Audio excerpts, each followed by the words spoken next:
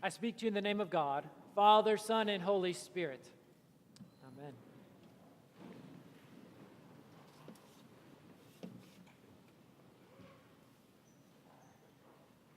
Some of you might recall a few years back there was a very popular poster going around in school classrooms and just all over. I remember walking into a classroom and seeing this poster, and on the top of it, it read, "Everything I ever needed to learn in life, I learned in kindergarten."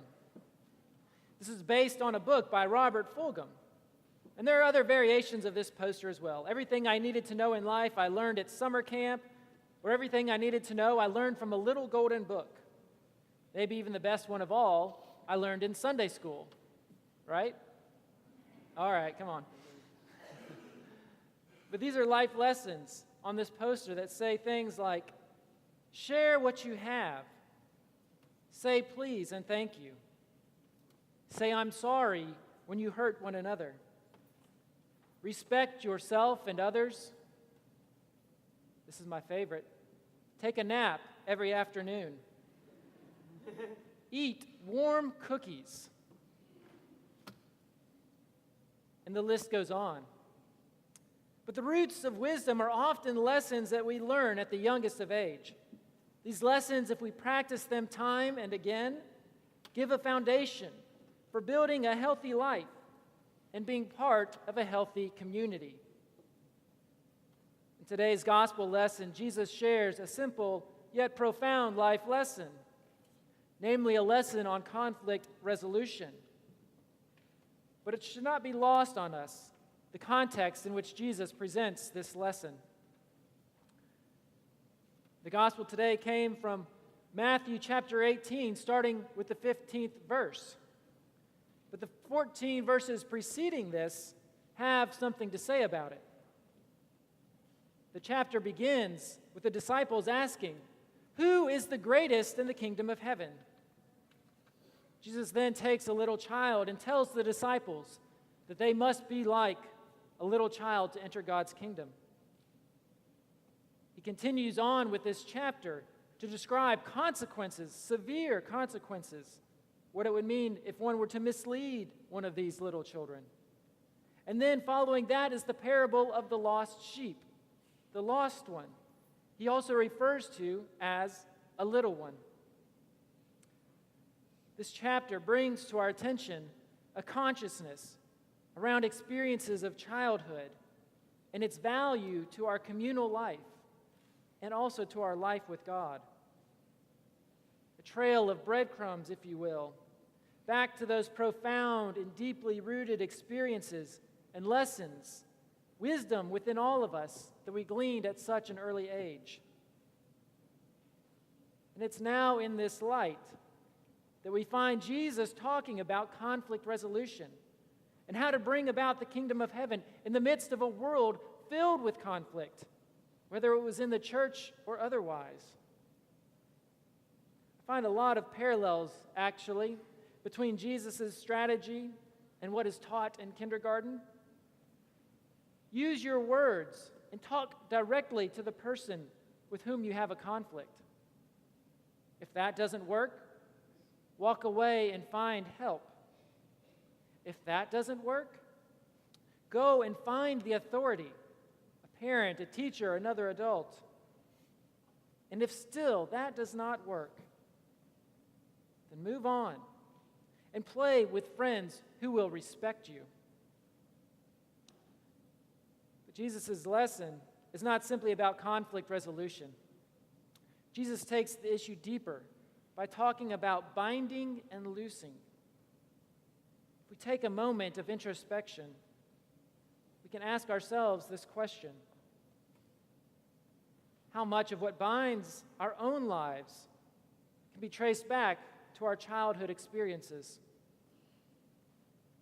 Or conversely, how many of us, when we reflect back on our childhood, recall a freedom and a sense of loosening of our spirit in which we felt that we could truly be ourselves?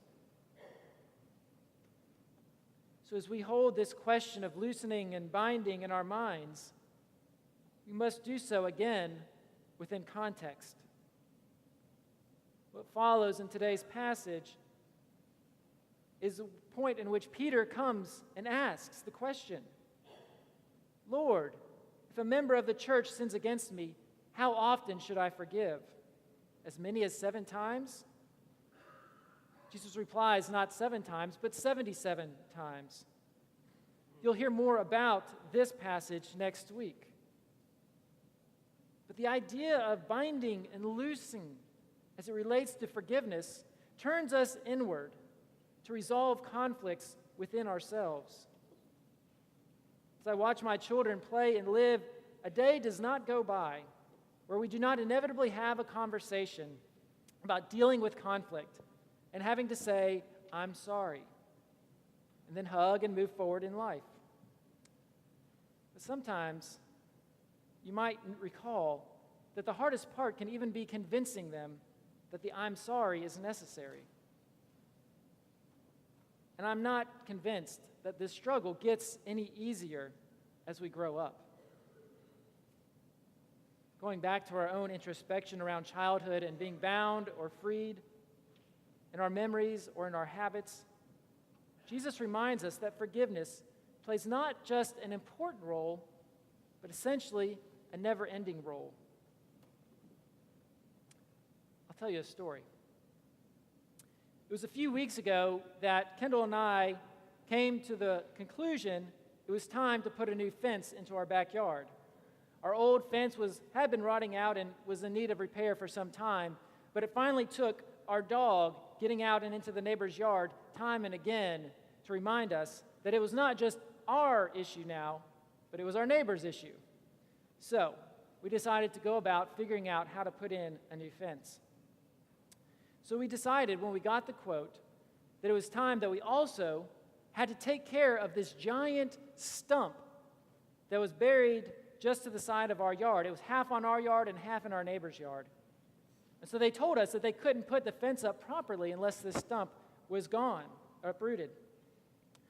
So we got some folks to come out and take a look, and he said, oh yeah, we can take care of this, no problem. So a few days go by, and they come out to take care of this stump. I watched closely, and it was pretty obvious what was going to happen. They dug all the way around this stump, and I'm telling you, the stump was 3 to 4 feet in diameter, at least as big around as the pulpit here that I'm standing in. Huge.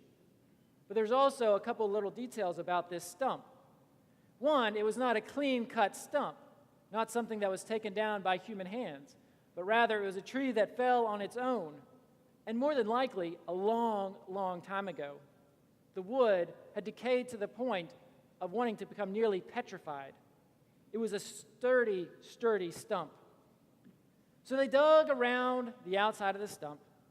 They started to take their saw and slice through the lateral roots, those roots which shot out to the side. And everything was just about set.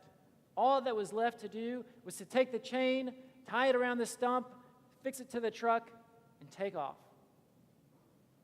Well, we're almost there, right? Wrong. As soon as the chain lost its slack, it was very clear that the stump was going to win the battle of the truck and the stump.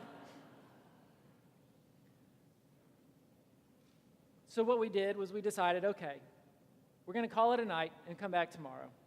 So the next day we went and we found out that we could rent a stump grinder. We got the stump grinder. Within 4 hours we had mulch, we had a nice smooth surface, and the fence could go up. But there's something interesting about that stump. You see, it wasn't the lateral roots that kept it in place. It was this thing called the taproot, that first root that breaks out of the seed and digs straight into the ground to anchor this plant. That is what the truck had a hard time uprooting. So why do I tell you this story? I liken our experiences of being bound by issues of unresolved conflict or unforgiveness to that taproot on the stump. That taproot was the first thing to be formed by that century-old tree. And it, too, was the only thing keeping that tree in the same place where it started its life. at our youngest of ages, we are shaped and formed both with good and bad and everything in between. And those experiences inevitably bind us to a way of being in this world, which allows us to survive and hold on to something when the storms of life come crashing in. But that comes back to the question, to being a part of God's greater kingdom. And so we ask, how is it that we find our place in this community of God's kingdom?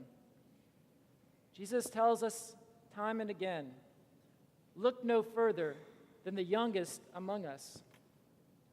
And not simply the youngest that may be around us, but the young places and person within us. We can dig deep enough, if we are willing, to remember the lessons taught us in kindergarten, but also the lessons of Jesus, who now lives within us and through us. The final line of today's gospel passage is an oft-quoted gem from Jesus. He says, "Where 2 or 3 are gathered in my name, I am there in the midst of them." We could also read that to say, when you are in conflict or at fellowship with another, I am there. I am there to remind you of my forgiveness. I am there to remind you of my peace. Just as we take our life lessons from childhood everywhere we go, may we too take Jesus, the one who affirms all of our identities and grounds us and roots us as children of God, no matter how old we are. Amen.